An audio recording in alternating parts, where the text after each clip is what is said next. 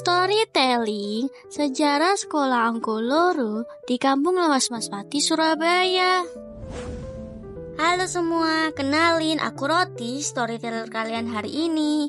Sebelum memasuki cerita, aku mau tanya nih, apa kalian tahu sejarah bangunan Sekolah Angkoloro di Kampung Lawas Maspati, Surabaya?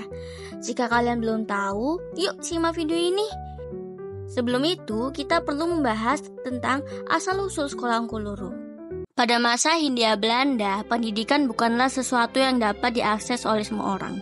Pendidikan pada masa itu hanya dapat diakses oleh kalangan tertentu.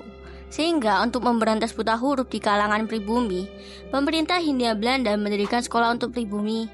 Namun, sekolah-sekolah pribumi itu memiliki beberapa kelemahan untuk dapat meningkatkan pendidikan di kalangan pribumi. Setelah melihat beberapa kelemahan sekolah-sekolah pribumi sebelumnya, BP Groenevel selaku Direktur Pengajaran Agama dan Kerajinan pada masa pemerintahan Gubernur Jenderal Otto van Res yang menjabat pada tahun 1884 hingga 1888 mengusulkan untuk melakukan perubahan dalam kebijakan pendidikan pribumi.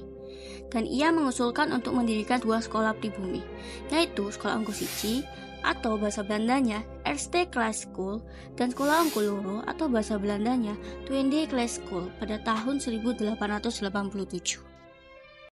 Gubernur Jenderal Otto van Res, saya ingin mengusulkan untuk merubah sekolah pribumi. Karena menurut saya, sekolah pribumi saat ini tidak efektif untuk pendidikan pribumi. Terdapat beberapa kelemahan dari sekolah-sekolah tersebut di antaranya. Pertama, sekolah tidak disesuaikan dengan kebutuhan penduduk. Kedua, porsi kurikulum pendidikan tidak seimbang, karena mereka yang disekolahkan untuk menjadi pegawai mendapatkan pendidikan dalam sedikit dibandingkan rakyat biasa yang dianggap terlalu banyak. Ketiga, tidak meratanya penyebaran pembangunan sekolah. Keempat, sekolah tidak memadai bagi anak-anak golongan atas yang menginginkan pendidikan setara dengan pendidikan anak Belanda. Oleh sebab itu, saya mengusulkan untuk membuat dua sekolah pribumi. Untuk golongan priayi, dirikan Sekolah Angkosici dan Sekolah Angkoloro untuk golongan rakyat biasa. Usulan saya terima. Anjuran dari Groenevel disambut secara positif oleh pemerintah Hindia Belanda dengan mengeluarkan peraturan organisasi pendidikan melalui keputusan Gubernur Jenderal Hindia Belanda pada tahun 1892. Peraturan ini baru dilaksanakan pada tahun 1894 dengan merubah sekolah rakyat menjadi dua, yaitu Sekolah Angkosici dan Sekolah Angkoloro. Sekolah Angkosici diperuntukkan untuk anak-anak golongan priayi dengan masa pendidikan selama 5 tahun dan menggunakan bahasa Belanda sebagai bahasa pengantar. Sedangkan Sekolah Angkoloro diperuntukkan untuk rakyat biasa dengan masa pendidikan selama 3 tahun dan menggunakan bahasa daerah sebagai bahasa pengantar. Nah, di antara dua sekolah itu, aku lebih tertarik untuk membahas Sekolah Angkoloro. Kenapa? Karena menurutku sekolah ini masih jarang dibahas. Selain itu, pada masa itu, pendidikan merupakan sesuatu yang mahal dan langka bagi rakyat biasa. Sekolah Angkosici lebih mendapatkan privilege dengan diberikan pendidikan yang lebih baik, sedangkan Sekolah Angkoloro hanya diberikan pendidikan dasar saja untuk rakyat biasa yang hampir tidak dapat mengakses pendidikan. Dan menurutku di sanalah nilai yang sering terlupakan, bahwa pendidikan rakyat biasa pun memiliki cerita penting untuk diangkat. Nah, kali ini aku akan lebih berfokus membahas Sekolah Angkoloro di Surabaya. Sekolah Angkoloro di Surabaya didirikan pada tahun 1895 dan sekolah ini banyak didirikan di berbagai distrik Surabaya.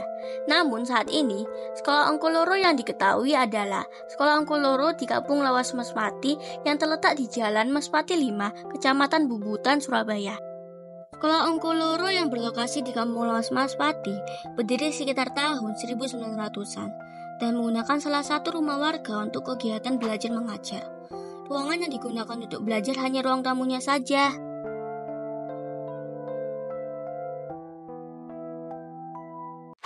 Siswa sekolah ini rata-rata merupakan anak pedagang dan mereka diajarkan kurikulum sederhana, yaitu membaca, menulis, dan berhitung. Dengan bahasa pengantarnya adalah bahasa Jawa dan sistem penulisannya menggunakan aksara Jawa.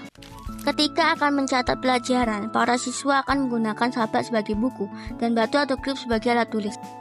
Apa itu sabak dan grip? Sabak merupakan papan kecil hitam yang berasal dari lepengan batu yang dibentuk segi empat dan dipasangkan kayu sebagai frame. Sedangkan grip merupakan alat tulis berbentuk seperti pensil dan digunakan untuk menulis di sabak. Ini adalah gambar sabak dan grip. Namun, sekolah Ongkoloro pada akhirnya tidak dapat beroperasional kembali pada tahun 1942 karena Jepang membawa misi untuk menghilangkan pengaruh Belanda di Indonesia. Pada waktu itu, warga pribumi terutama di Surabaya dikumpulkan oleh tentara Jepang untuk latihan militer. Sehingga secara tidak langsung sekolah Ongkoloro tidak beroperasional dan kembali menjadi rumah biasa hingga saat ini. Hingga pada tahun 2015 ketika Kampung Luas Mas Pati telah resmi menjadi kampung wisata, rumah yang sempat menjadi sekolah Ongkoloro menjadi salah satu bangunan bersejarah di Kampung Luas Mas Pati karena ditemukannya jejak sejarah sekolah Ongkoloro.